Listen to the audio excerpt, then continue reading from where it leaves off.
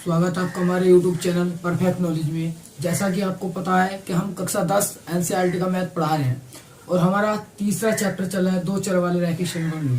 आज हम उसके उदाहरण पढ़ेंगे जो प्रश्नावली 3.5 से पीछे दिए थे, यानी कि उदाहरण नंबर 14, 15 और 16। आज हम इन तीन उदाहरणों को कंप्लीटली पढ़ने वाले हैं क्योंकि हमने इसकी 3.5 प्रश्नावली सीरीज पढ़ ली है। उसके बाद 6 स्टार्ट करेंगे। ठीक है, तो चलिए देखिए पहला उदाहरण क्या है, यानी कि 14वां उदाहरण क्या है। तो मैं बुक में पढ़ रहा हूँ, आप बोर्ड पे पढ़ सकते हैं या फिर अपनी बुक में। तो देखिए क्या कहा है कि बेंगलोर के एक बस स्टैंड से यदि हम 2 टिकट मल्लेश्वर के तथा 3 टिकट यशवंतपुर के खरीदें तो कुल लागत 46 रुपए है। यानी कि हमें एक बस स्टैंड है बेंगलोर में, उससे 2 टिकट खरीदने हैं मल्लेश्वर के और 3 टिकट खरीदने हैं यशवंतपुर के और कुल रुपए देने हैं 46 रुपए। ये बात कही है। ठीक है, चलिए आगे चलेंगे। परंतु यदि हम 3 टिकट मल्लेश्वर के और 5 टिकट यशवंतपुर के खरीदें तो कुल लागत 74 रुपए है। बस स्टैंड से मल्लेश्वर का किराया तथा बस स्टैंड से यशवंतपुर का किराया ज्ञात कीजिए। तो सवाल बिल्कुल ही इजी है, यानी कि बिल्कुल आसान है। आपको जो निकालना है वो मान लेंगे और उसके बाद आप इक्वेशन बना लेंगे इसकी 2 चर में, क्योंकि हमारे चैप्टर का नाम ही है 2 चर वाले रैखिक समीकरणों को। ठीक है, तो चलिए करेंगे कैसे। सबसे पहले मान लेंगे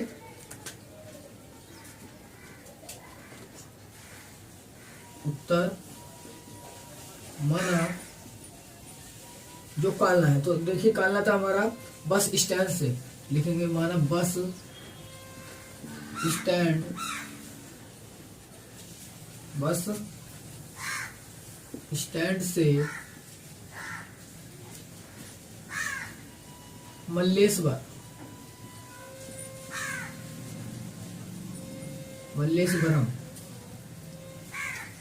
का किराया बराबर X रुपए है। क्या है? X रुपए है। चलिए माना बस स्टैंड से, अगला नाम दिया है क्या, यशवंतपुर पुरम है ये यशवंतपुर का किराया बराबर 22 रुपए। ये आपने कंडीशन मान ली, क्योंकि हमें यही कहनी है कि जो हमारा बस स्टैंड है बेंगलोर में, वहां से मल्लेश्वर का किराया हमने X मान लिया और यशवंतपुर का किराया 22 मान लिया। ठीक है, अब प्रश्न के अनुसार चलेंगे। प्रश्न अनुसार शर्त मतलब होता है कि स्थिति पहली स्थिति क्या फॉलो कर रही है। चलिए मार्कर नहीं चला, दूसरा उठाते हैं। देखिए क्या कहा है कि 2 टिकट मल्लेश्वर, यानी कि 2 टिकट उसने लिए मल्लेश्वर के, यानी कि 2। अब एक टिकट का किराया कितना है X रुपए, तो 2 टिकट का कितना हो गया 2X प्लस। आगे कहा है कि 3 टिकट यशवंतपुर के हैं, तो 3 हो गए यशवंतपुर के, एक का 22 रुपए है, 3 बाई हो गए। टोटल पैसे कितने दिए इन्होंने इस तरीके से 46 रुपए। अब देखिए ये इधर उठा के ले आएंगे, हाथों आती 2X प्लस के 3 बाई माइनस के 46 बराबर 0। समीकरण नंबर 1। अब शर्त नंबर 2 लिखेंगे। शर्त 2 में क्या कहा है, देखिए परंतु यदि हम 3 टिकट मल्लेश्वर, तो 3 टिकट मल्लेश्वर के तो 3X पैसे हो गए प्लस 5 टिकट यशवंतपुर के, तो 5 यशवंतपुर के खरीदने हैं, एक टिकट के 22 रुपए हैं, 5 भाई हो गए। टोटल पैसे इस तरीके से इन्होंने 74 रुपए दिए हैं। इसे भी उठा के लाएंगे तो 3X प्लस के 5 भाई माइनस के 74 बराबर 0। समीकरण नंबर 2। इस तरीके से 2 इक्वेशन मेरी बन जाती है। ठीक है, अब देखिए, अब इन समीकरणों को हमें किसी भी विधि से हल कर लेंगे, क्योंकि सवाल में नहीं कहा है, लेकिन ये उदाहरण 3.5 के हैं तो उसमें हमने पढ़ी थी बंशगुण विधि, है ना। तो ये बंशगुण विधि से हम करेंगे। ठीक है, चाहे तो आप विलोपन से कर सकते हैं या बंशगुण से कर सकते हैं। ठीक है, तो चलिए मैं इसे करूंगा किससे, इन दोनों समीकरणों को बीजगुणन विधि से। तो चलेंगे, लिखेंगे समीकरण 1 व 2 को वज्र गुणन विधि से हल करने को, चाहे तो आप विलोपन से कर सकते हैं ना, आपकी इच्छा है। चलिए, तो वज्र गुणन से करने के लिए देखिए यहां से करूंगा मैं। आपको क्या करना होता है, x लिखना है, y लिखना है, 1 लिखना है, जैसा कि आपको पता है। ठीक है, अब क्या करेंगे, पहली इक्वेशन को उठाएंगे, उंगली रखेंगे बीच में, बीच यानी कि 3, आगे पीछे बीच, इस तरीके से लिखते हैं। और फिर इस वाली इक्वेशन पे रखेंगे बीच में, बीच आगे पीछे बीच, ये इस तरीके से हमारा हो जाता है ना। अब देखिए, इधर ये क्रॉस मल्टीप्लाई, इधर क्रॉस मल्टीप्लाई, इधर क्रॉस मल्टीप्लाई, इस तरीके से हम ये मल्टीप्लाई कर लेंगे। चलिए, ठीक है, एक बार बुक देख लेता हूं मैं, 74 रुपए थे। ठीक है, चलिए, तो अब इसमें क्या करना है, आपको कुछ नहीं करना है, x लिखना है बटे इसकी गुणा इसमें करेंगे, तो 3 गुणा माइनस के 74 ब्रैकेट बंद माइनस, इसकी इसमें गुणा करूंगा माइनस के 46 गुणा 5 बराबर बाई ऐसी, इसकी इसमें गुणा करेंगे माइनस के 46 गुणा 3 ब्रैकेट बंद माइनस, इसकी इसमें करेंगे 2 गुणा माइनस के 74 बराबर, इसकी इसमें गुणा करेंगे और इसकी इसमें 1 बटा, इसकी इसमें 2 गुणा 5 माइनस, इसकी इसमें 3 गुणा 3। चलिए, अब देखिए इसकी गुणा करते हैं हम, है ना। तो इसकी गुणा करिए, आप चाहे तो लिख के करेंगे और डायरेक्ट कर दूंगा मैं। ठीक है, क्योंकि 3 की गुणा 4 से करेंगे, 3 चौका 12 का 2, हाथ से लगा 1 और 3 7 21, 21 और 1 22, और ये माइनस ऐसा ही, माइनस माइनस प्लस हो जाएगा। इसकी करिए से 5 6 30 का 0, हाथ से लगे 3, 5 चौका 20 और 3 23 बराबर ऐसे ही 22 बटा, इसकी से करेंगे 3 6 18 का 8, हाथ से लगा 1 तो 3 चौक 12 13 माइनस के, ये माइनस माइनस प्लस हो जाएंगे, 2 चौक 8 और 7 दूनी 14 बराबर 1 बटा 2 पंजे 10 माइनस 3 तिया 9। अब सोल्व कीजिए, चलिए इसे, x बटे ये कितना बचा, 8 बचा। देखिए 30 में से 22 जाएगा, 8 बचेगा और 2 में से 0 आएगा 2, 2 में से 2 0, आप रख के घटा लेंगे। ठीक है, चलिए 22 बटा, देखिए 148 में से 138 जाएंगे तो हमारे 10 बचेंगे, क्लियर, बराबर 1 बटा 1। अब क्या करेंगे, पहले को और तीसरे को ले लेंगे, दूसरे को और तीसरे को ले लेंगे। ठीक है, चलिए तो मैं इसे करता हूं, ये आपको इतना तो दिखाई दे रहा होगा, ये अलग है ना। इसके बाद ये करना है, चलिए अब करता हूं मैं, यहाँ पर करता हूँ, आपको शायद दिखाई दे रहा होगा, उसमें पहले व तीसरे से, पहले व तीसरे से करिए, x बटे 8 बराबर 1 बटा 1, यानी कि इंगे पोचा x बराबर आ गया 8। अब दूसरे व तीसरे से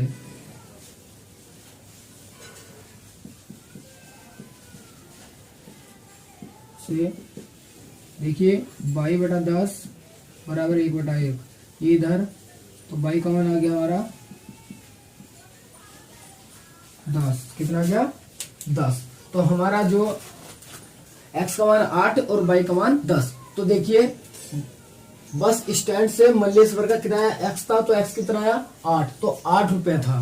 ठीक है, बस स्टैंड से यशवंतपुर का किराया y था, y कितना आया 10, तो 10 रुपए था। ठीक है, तो लास्ट में आप लिख देंगे इसे। ठीक है, चलिए मैं यहाँ पे लास्ट में आपको लिख देना है, मैं यहाँ पे लिख रहा हूँ। ठीक है, आप लिख देंगे सीधा ये सारी ये पंक्ति लिखने के बाद जो माना नहीं लिखेंगे, बस स्टैंड से मल्लेश्वर का किराया बराबर 8 रुपए और बस स्टैंड से यशवंतपुर का किराया बराबर 10 रुपए। इस तरीके से आप लिख देंगे, ठीक है। इतना काम आप कर सकते हैं। तो चलिए अब अगला उदाहरण देखते हैं इसका। आप इसका स्क्रीनशॉट ले लेंगे, लास्ट में लिखना जरूर है, तभी आपको पूरे नंबर मिलेंगे, ठीक है। चलिए तो आप करेंगे इसका उदाहरण नंबर अगला।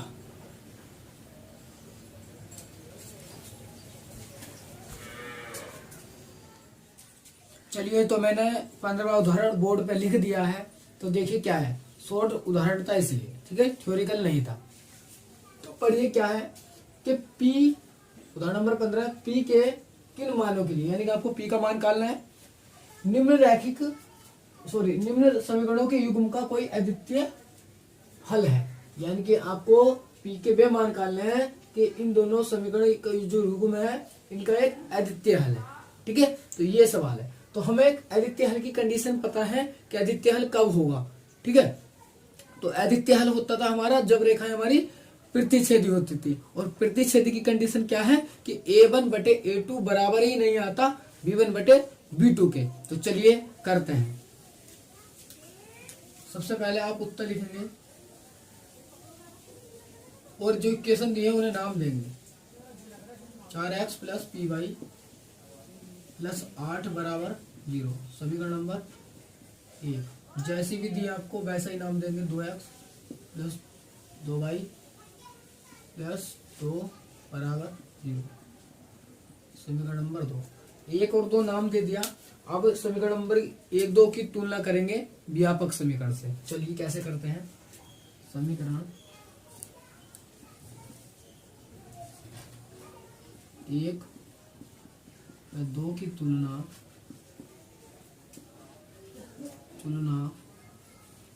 व्यापक समीकरण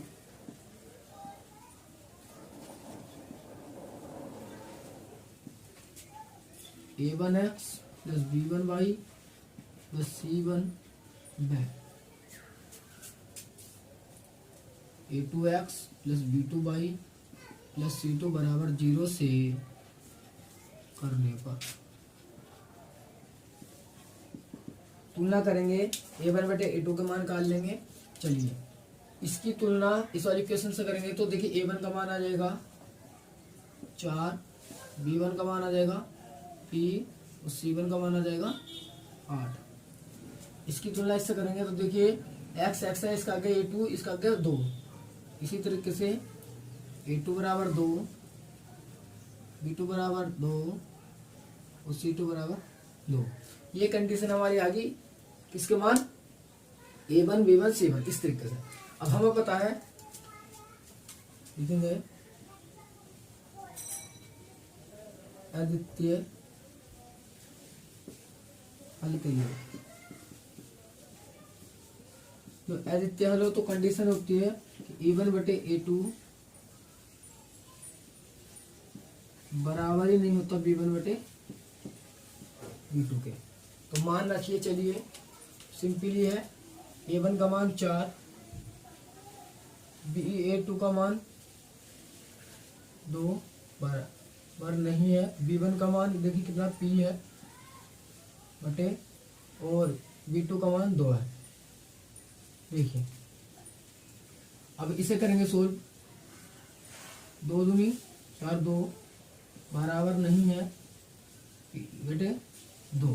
देखिए बराबर नहीं है, लेकिन ये 2 इधर ले आएंगे हम, कितना आएगा 4 बराबर नहीं P, और सीधा करके लिखेंगे P के बराबर नहीं है 4। तो देखिए यहाँ पे हमें मिल गया कि P बराबर नहीं है 4 के। तो इसका मतलब है कि जो P का मान है वो 4 के बराबर नहीं है, ठीक है। बाकी मान हमारा जो ये समीकरण हल है, ये समीकरण 2 के युग्म है, ये P के 4 के अतिरिक्त सब मान के लिए अद्वितीय हल होगा। तो लिखेंगे अतः 4 के अतिरिक्त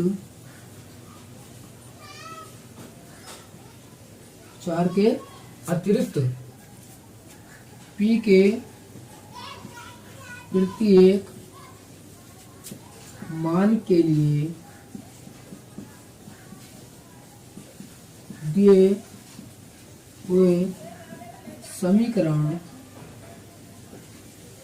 युग्म का एक अद्वितीय हल है। यानी कि आपको लास्ट में बस ये लिखना है कि अतः 4 के अतिरिक्त, यानी कि 4 को छोड़ के, देखिए p का बराबर 4 ही तो नहीं आ रहा, बाकी तो सब आ सकते हैं ना, p बराबर कुछ भी मान हो सकता है ना। तो बस कि अतः 4 के अतिरिक्त p के प्रत्येक मान के लिए दिए हुए समीकरण युग्म का एक अद्वितीय हल है या होगा। ठीक है, या होगा या है। चलिए होगा कर देंगे तो थोड़ा बेस्ट रहेगा, होगा। ठीक है, तो ये है। तो बस आपको इतना ही करना था, कोई इतना अच्छा वो नहीं है कि ये बोर्ड के दृष्टि से पूछा जाए, है ना, लेकिन फिर भी अगर एग्जाम्पल दिया है तो आपको आना चाहिए। ठीक है, तो चलिए आप स्क्रीनशॉट लेंगे इसका। अब करेंगे हम उदाहरण नंबर 16। तो देखिए उदाहरण नंबर 16 क्या है।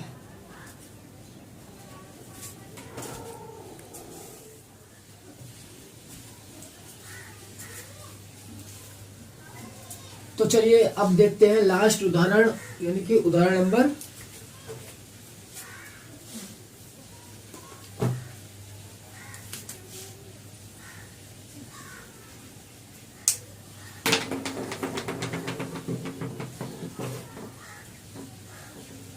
16। तो अब देखते हैं उदाहरण नंबर 16। तो 16 मैंने बोर्ड पे लिख दिया है, जैसे कि आपको दिखाई दे रहा होगा। तो पढ़िए 16 क्या है। तो देखिए 16 दिया है कि k के किस मान के लिए, यानी कि आपको k का मान निकालना है। निम्न रैखिक समीकरणों के युग्म के अपरिमित रूप से अनेक हल होंगे, यानी कि इनके अनेक हल कब होंगे, किस k के किस मान के लिए, k के किस मान के लिए इन रैखिक युग्मों के अनेक हल होंगे। तो देखिए उसके लिए आपको क्या करना होगा, आपको इन समीकरण की तुलना करनी पड़ेगी और अपरिमित रूप से अनेक हल की कंडीशन में आप अप्लाई कर देंगे तो हमारा किसका k का मान निकल के आ जाएगा। ठीक है, तो चलिए करते हैं। बिल्कुल बेसिक सवाल है, बिल्कुल आसान है, बस आप देखते रहिए। तो देखिए मैं उत्तर लिखूंगा। पहले जो समीकरण दिया है उसे नाम दीजिए 1,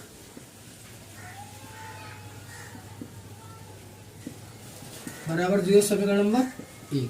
दूसरी को दूसरा दीजिए, बिल्कुल कुछ नहीं करना, बराबर 0 समीकरण नंबर 2। अब देखिए इनकी तुलना करेंगे, लिखूंगा समीकरण 1 व 2 की तुलना व्यापक समीकरण a1x plus b1y plus c1 बराबर 0 व a2x plus b2y plus c2 बराबर 0 से करने पर। तो करिए तुलना। देखिए इसकी तुलना इससे करेंगे तो x है, x इसका आगे क्या लिख रहा है, इसका आगे a1, तो a1 का मान आ गया k। इसी तरीके से b1 का आ जाएगा 3, इसी तरीके से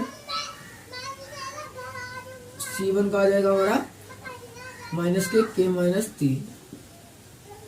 चलिए इसी तरीके से अगली इक्वेशन की तुलना इसकी इससे करेंगे तो a2 बराबर 12, b2 बराबर k और c2 बराबर माइनस का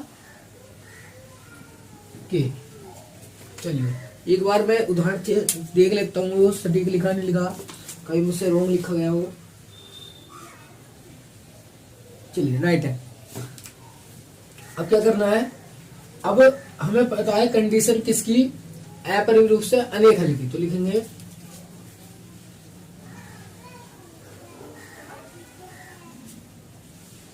अपरिमित रूप से अनेक हल के लिए,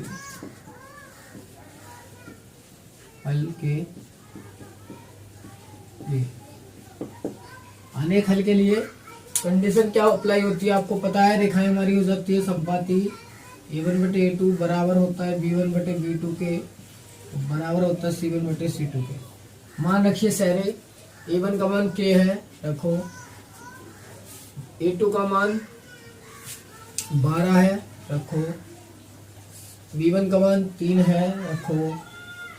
B2 का मान k है, रख दो। इसी तरीके से C1 का मान माइनस k माइनस के 3 है, रखो। और C2 का मान माइनस के k है। ये इस तरीके से हमारे मान सारे रखते हैं। अब देखो, आप पहले और दूसरे को हल कर सकते हैं, दूसरे और तीसरे को हल कर सकते हैं, या पहले और तीसरे को हल कर सकते हैं। आंसर तीनों से सेम ही आने वाला है, ठीक है। तो चलिए लिखूंगा मैं पहले व दूसरे से। देखो पहले और दूसरे से क्या मतलब है, इसे और इसे ले रहे हैं, ठीक है। सब बराबर है तो देखिए k/12 बराबर 3/k। देखिए k इधर जाएगा इधर, तो k स्क्वायर हो जाएंगे और 12 36। आपको पता है स्क्वायर अंडर रूट में जाता है 36 प्लस माइनस के साथ, प्लस माइनस बाहर आएगा 6। तो k का मान प्लस माइनस 6 आ गया। अगर मैं इसको दूसरे और तीसरे को लेता हूँ तो देखिए मान क्या आने वाला है, चेक करके देखते हैं। दूसरे मैं तीसरे से,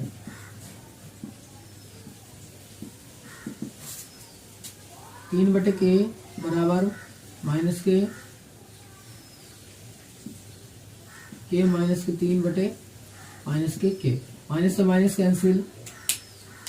देखिए के से के कैंसिल, 3 बराबर के माइनस के 3, 3 इधर लाइए, 3 प्लस 3 बराबर के, और 3 3 6 बराबर के का मान आ गया 6। यानी कि जो के जिन के किस मान के लिए, यानी कि के 6 मान के लिए ये जो के है इसका मान आया 6, यानी कि 6 के का जो मान है 6। तो ये कह रहा है के किस मान के लिए, तो के 6 मान के लिए निम्न रैखिक समीकरण के युग्मों के अपरिमेय रूप से अनेक हल होंगे। यानी कि जो के का मान 6 है वो मान हमारा 6 निकल गया, ठीक है। आंसर आप किसी से भी निकाल सकते हैं, यहाँ से पॉजिटिव मान उठा लेंगे, ठीक है। तो ये था हमारा उदाहरण नंबर कौन सा 16। चलिए तो 3.5 का हमने आज अंत कर दिया है। अब हम कल पढ़ेंगे कौन सी प्रश्नावली 3.6, जिसमें हमें करना है रैखिक समीकरण के युग्म को बदल कर हल, ठीक है। वेरी इंपॉर्टेंट है, वहां से एक सवाल हर बार उठता है, एक सवाल जरूर देखने को मिलता है, बड़ा सवाल है ना। तो चलिए ध्यानपूर्वक पढ़ेंगे उसे भी। चलिए आज के लिए इतना ही, चलते हैं। जय